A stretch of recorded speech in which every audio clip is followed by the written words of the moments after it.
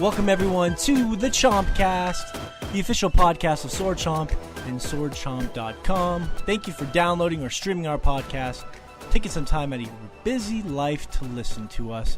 And remember, if you're digging the show, please subscribe, leave a kind rating, follow us on the @SwordChomp Twitter, share the hell out of our podcast. Hell, go murder somebody and, take in the victim's blood, just leave the word Sword Chomp at the crime scene. Do whatever it takes to get the Sword Chomp name out there, and we'll be happy. As Fish is waving his hands at me, no, too far. The police have not released that information any of the times I've done it, Morgan. I just don't think it's worth the effort. Yeah. I have noticed a boost in traffic, though, so. Positivity. And that's the voice of Josh as I start to introduce our co-host here, who I did not think was going to be here today, Joshua Fowler from Michigan. You surprised us. You said you were going to be gone this week, and yet here you are. Glad to have you, Josh. What's going on? I've been busy. I've got, I wasn't sure I was going to make it tonight just because I'm going out of town tomorrow morning, and originally was planning on having more stuff to do before tomorrow morning, but I managed to get that done so we could record tonight. So it's devotion. I like it. Like, I need to do this. I need to podcast. Well, I'm glad you're here so we can maybe argue about Sonic later, Josh. And, of course, Shea, our good friend Shea Layton, Professor Layton, is back from the Philippines, joining us from Japan. How are you doing, Shea? Good. I brought a sickness with me. I brought the plague, the coughing up of mucus. Huh. So I might be a little bit more quiet, a little quieter, if you will. This podcast, but I'm doing good. Philippines were awesome. Scuba diving was awesome. Buying shit for really cheap was awesome. It's weird to be back in Japan. Well, and we are looking forward to all your scuba diving stories at the back end of this podcast as well. So, yeah, for sure. But yeah, glad to have you back. And of course, I am broadcasting from Montana, and our next co-host, though, is from Texas, and he's a man who, well, this is a true story. He went to his favorite furry convention last year, the Midwest Fur Fest, dressed as Miles Tails Prower, only to be arrested after he was caught soliciting prostitution on the convention room floor. His name is Anthony Fisher. How you doing here, Fish? Doing pretty good. Thank you for that introduction. That's a little too much that our audience needs to know, though. That's a bit private.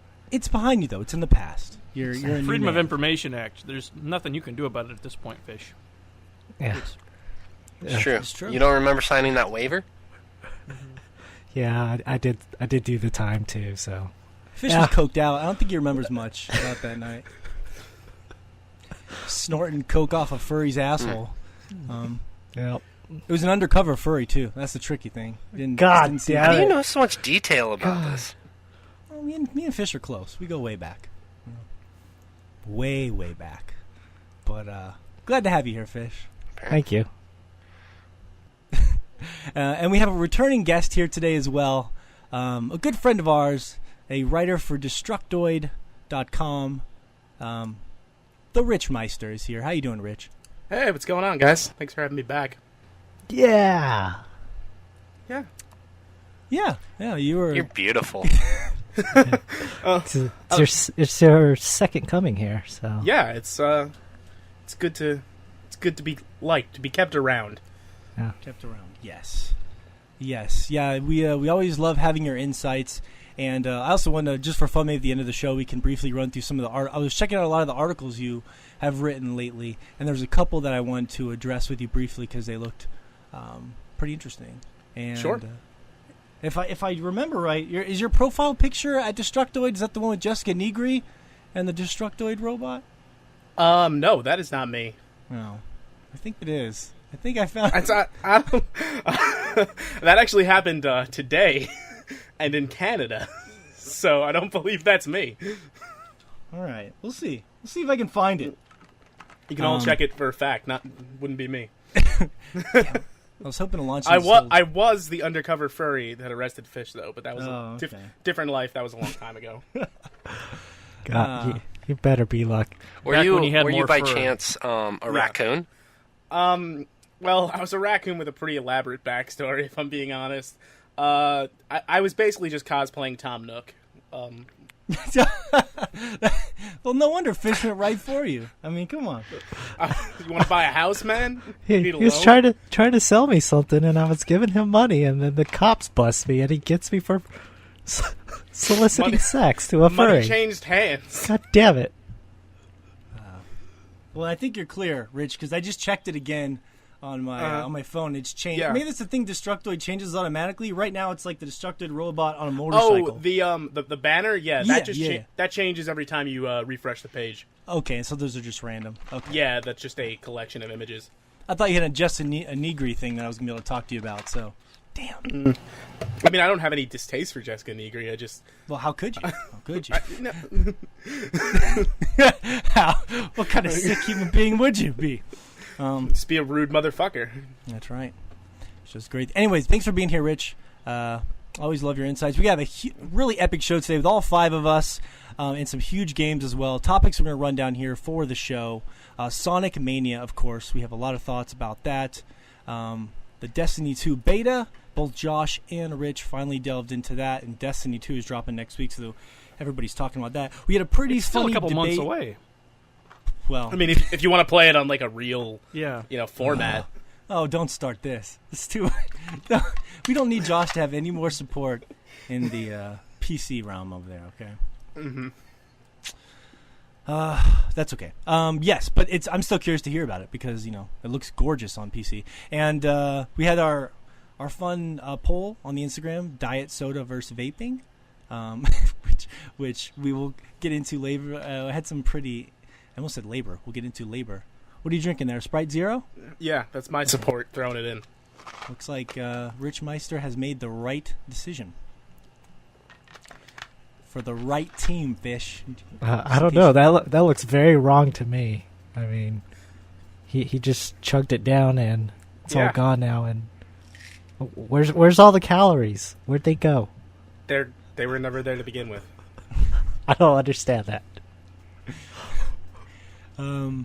But so we got a really, it's a funny story we'll get to later. Diet soda versus vaping. A cool story about floating fire ants of death that we can go over with our biology expert. As usual, we haven't been able to talk to him about these cool biological stories of the past couple weeks. And of course, the topic of the show, big gaming disappointments, or just gaming disappointments in general. I wanted to throw it to Rich here to kind of introduce the topic as usual. Go ahead, Rich. What was the topic you brought to the table today? So a recent release actually got me thinking in this mindset. A piece I'm actually doing for Destructoid. By the time this podcast goes live, it should be up. But I recently played Volition's newest open-world outing, Agents of Mayhem. For those unfamiliar with it, it's an open-world action game set in the same universe as Saints Row. It's basically the closest thing we'll ever get to Saints Row 5. I was very excited for it because I love Saints Row.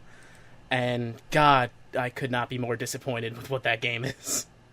So I just kind of wanted to gauge for you guys, for anyone really, like, what sticks out in your mind as a huge disappointment, something you hyped yourself around in video games that just ended up letting you down in the end.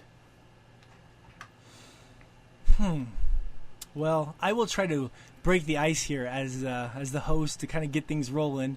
I will say this, and I don't mean this to sound like I just know so much about video games, but I know myself pretty well. So I haven't been disappointed by a video game in a long time, just because there's so much information out now with the media. You get so many videos, you get gameplay, you get people I listen to on podcasts that talk to me about the video games that I'm interested in. So I mostly know what I'm getting to going in. Plus, I've been playing video games my whole life and analyzing them, so I have a good understanding of what they're going to bring. So I have some good disappointments I want to talk about here in a minute from the past, before I would say I learned enough about myself and in gaming, and maybe back when the media wasn't quite so like they're trying to cover every facet of every game, you know? It's so easily accessible now. Yeah, exactly. But one recent one, this is the low-hanging fruit. I'm sorry, I have to take it, and that'd be Mass Effect Andromeda. That's a very easy one. That was my most anticipated game of the year, and up until the very last trailer, I was exuberant about that game. And basically, there was one trailer we watched that gave us a little pause when they started to show some of the story and the characters. And I remember we had a podcast and we were talking about it. We're like, it's something about those characters just seemed a little off. I wouldn't say we were worried, but maybe a hair concerned all of a sudden. And then the game ended up being, just mediocre. Or a glorious train wreck, depending on how you... Certain people, there were some experiences I had there involving T-poses and just... I watched that game break like you wouldn't believe. It was fantastic. Oh, wow. Well, you stuck with it longer than I probably did. Yeah, I think I saw it through to the end. Like, I ended up beelining it because I was like, I want to see what happens here, but this game keeps breaking in weird places. You're brave. But yeah, it was like, that was the first time I'd been disappointed in a long time just because it's Mass Effect, man. Mass Effect 2 and 3, and just that's the original Mass Effect might even be my favorite in some ways at the time. Like, those games were just so incredible and important and impactful, and Mass Effect Andromeda was so meh. You know what I mean? And everything about it just felt wrong. The lame villain. It was just, like you said, broken, uninteresting characters. I could go on. Yeah, the crew was just, I didn't care for any of them. I thought their idea of a first alien contact was the lamest thing I'd ever seen in my life. Like the whole, we're encountering a brand new race, and 4 minutes later, we're all just hanging out. Yeah. Like, let's have a beer and fucking make some burgers. Mm-hmm. Very anticlimactic. Yeah, in the original Mass Effect games, there was just all this wonder about learning about these new races and these new places and people. There was just this element of wonder, and that was gone. Anyways, that's I don't mean to take low-hanging fruit right off the bat, but that was the only recent game I could think of in years that legitimately tricked me, because they didn't show a lot of that game until the last month or so, and then they got that bad word of mouth. So there was no way to see that coming, and that's probably why they didn't show a lot. What about you, Josh? Whenever we were talking about this, what were you thinking? The first thing that comes to mind, I've mentioned this recently, but The Last Guardian, I was so looking forward to. So excited about that game. And then when it came out, it just didn't do it for me the way the first two, Eco and Shadow of the Colossus did. Yeah. And it's just bizarre because I've got more of a respect for it now after not having dealt with it in a long time, just because I feel like they masterfully made you feel like you were the character in that game, and it was miserable the whole time. So, I just didn't enjoy my time with it.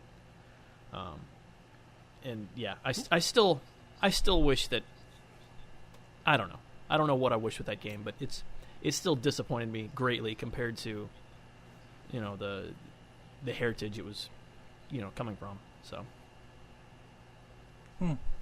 And that's a weird one too, because you said that you were disappointed initially, but then I think it was last week or the week before you were talking about how you still had sort of a weird fondness for that game in a strange way when you came back to it because of the things it did right.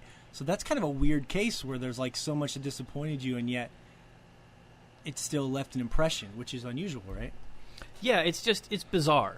It's one of the strangest situations I've had in gaming in a long time, just because it's kind of cool though that it ended up that way. Yeah, because it does so many things wrong on purpose that it's extremely frustrating and extremely unfun, but I feel like they weren't going for that at all. That was never their intention, and how much you want to put up with it not being fun is kind of